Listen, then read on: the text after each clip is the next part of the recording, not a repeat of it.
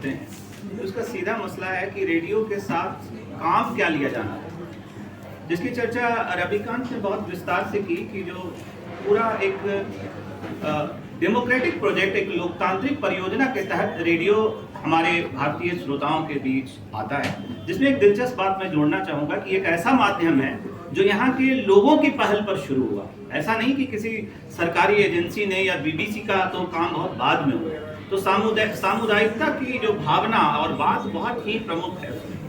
भाषा इस तरह से बदलती है कि जो ऑल इंडिया रेडियो है, पब्लिक ब्रॉडकास्टिंग है, उसका मूल उद्देश्य था कि भारत जैसा देश जो संसाधनों के स्तर पर गरीब है, अंधविश्वास है, पाखंड है, अशिक्षा है, कई स्तर की वो सामाजिक समस्याएं हैं जो विकसित देशों के मुकाबले भारत बहुत पीछे है। तो क्यों ना इस माध्यम को इस रूप में इस्तेमाल किया जाए कि इससे सामाजिक विकास और लोगों के बीच एक वैज्ञानिक, एक तार्किक दृष्टि का विकास हो सके, जो कि नेहरू मॉडल है और नेहरू की पूरी परिकल्पना माध्यम को लेकर यही।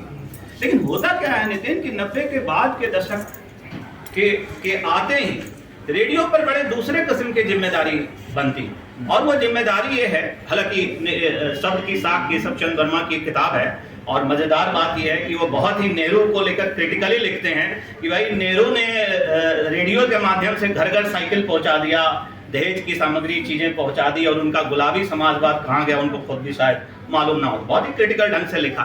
बावजूद इसके 90 के बाद के दशक में उदारवादी अर्थव्यवस्था के बाद जब निजी एफएम रेडियो का विस्तार होता है, तो उसका काम सिर्फ और सिर्फ मनोरंजन करना, सामाजिक विकास या सूचना देना। आप जानते हैं निजी एफएम चैनलों पर तो समाचार आ भी नहीं सकते हैं, वो सरकार की जो अपनी नीति गाइडलाइंस। लेकिन भाषा इस तरह से बदलती है कि यहाँ पर आकर के भाषा दो स्तर पर बंट जाती है। एक वो भाषा है जो आम फहम सामान्य देश के नागरिक, श्रोता, संभावित खरीदार कह सकते हैं, बोलते हैं वो नागरिक और वो लोग, वो जनता बोलती है। और दूसरी तरह की वो भाषा जो प्रायोजित भाषा है, जो स्पॉन्सर्ड है। मैं एक दो उदाहरण के जरिए समझाने की कोशिश करूंगा। हम और आप जब कहते हैं कि तुम्हारी हंसी बहुत अलग है, तो हमारे पास जो रूपक बनते हैं, जो मेटाफर आते हैं, वो हो सकता है किसी नायक नायिका के रूपक होंगे, किसी साहित्यिक काव्य पंक्तियां से आते होंगे, अज्ञेय, मुक्तिबोध, निराला, शमशेर, केदारनाथ सिंह से आते होंगे। एफएम रेडियो पर यहाँ से नहीं आते। एफएम रेडियो पर सीधा मामला यह है कि तुम्हारी हंसी क्लोजअप जैसी है, क्योंकि इस कार्यक्रम के प्रायोजक हैं क्लोजअप। वहां ठंडा जो लगेगा वो कोका कोला जैसा ही ठंडा लगेगा, इधर उधर वाला ठंडा नहीं लगेगा। जो गर्माहट होगी वो गर्माहट मोंटे कार्लो वाली गर्माहट होगी, किसी भी तरह की गर्माहट नहीं होगी।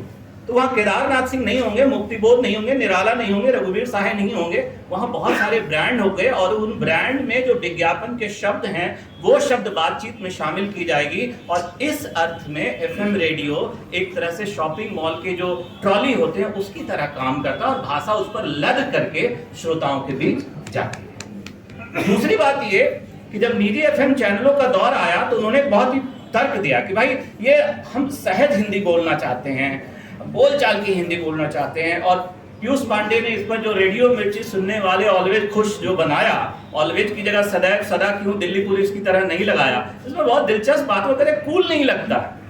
तो ये हमारे जो जैन जी के लोग हैं उनका जो विभाजन होता है, अगर मैं स्टीरियोटाइप जैन जी को नहीं ले रहा हूँ, तो वो दो ही चीज कहते हैं कि ये कूल है या नहीं है। मतलब हो सकता है मुझे सुनने के बाद ये कहेंगे कि विनीत ने बोला वो cool, it was not a cool kind of conversation. तो कूल है या नहीं है, यही विभाजन है।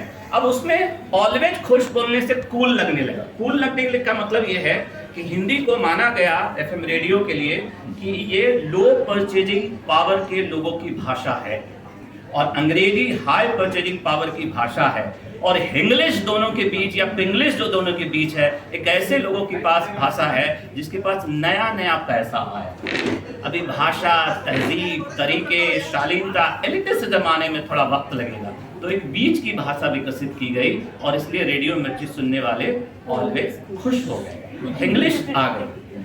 अब ये जो भाषाई बदलाव है, इसमें आखिरी बात मैं ये कहना चाहता हूँ कि एफएम रेडियो दो तरह से भाषा का इस्तेमाल करता है, एक इरेजर के तौर पर और एक शार्पनर के तौर पर। मेरे हाथ में पेंसिल होगी तो दो चीज मुझे रखनी पड़ेगी, एक इरेजर रखना पड़ेगा, जहां गलती होगी मैं मिटाऊंगा, या जो मुझे गैर जरूरी लगेगा उसे मैं मिटाऊंगा। और दूसरा, जब इसकी नोक जो है वो भोथरी हो जाएगी तो मैं इसको छील करके शार्प करूंगा।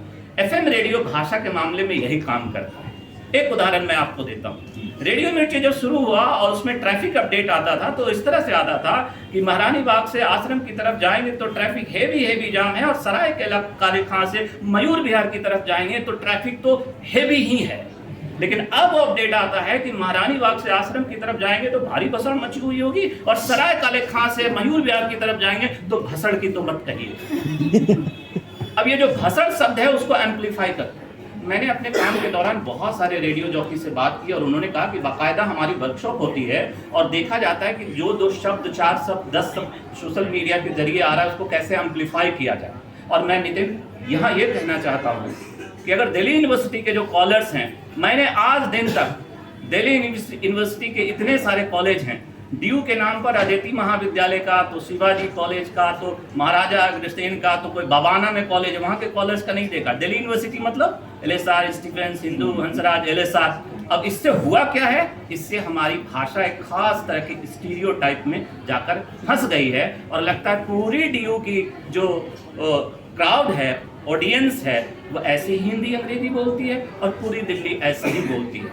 मैं पूर्वी दिल्ली से आता हूँ और वहाँ का व्याकरण और वहाँ का उच्चारण माशाअल्लाह बहुत अलग है, मुझे खूबसूरत भी बहुत लगता है। वो लंच नहीं लेंच बोलते हैं, लड़की नहीं लेड़की बोलते हैं, और पूरा उच्चारण बदल जाता है और लगता है कि 10-12 किलोमीटर के दायरे में हिंदी बड़ी तेज़ी से बदल जाती है। तो ये मसला जो है वो इस तरह से है कि FM रेडियो ने इस भाषा से कई दूसरे तीसरे काम लिए और FM रेडियो पर कई तरह की जिम्मेदारी है जो आकाशवाणी के ऊपर संभवतः नहीं रही।